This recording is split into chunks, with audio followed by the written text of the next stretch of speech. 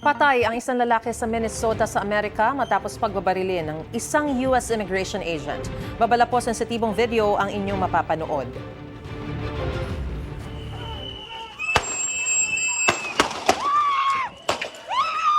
Batay sa kuha ng isang nakasaksi, hawak ng mga immigration agent ang isang lalaki nang bumunot ng baril ang isa sa kanila at pinagbabaril ang lalaki.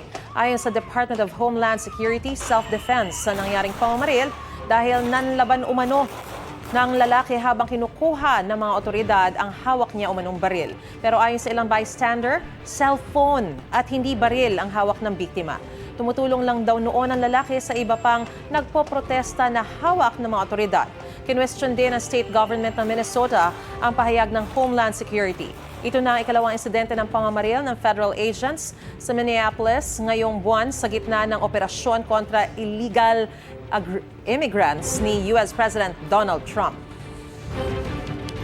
Gusto mo bang mauna sa mga balita? Mag-subscribe na sa GMA Integrated News sa YouTube at tumutok sa unang balita.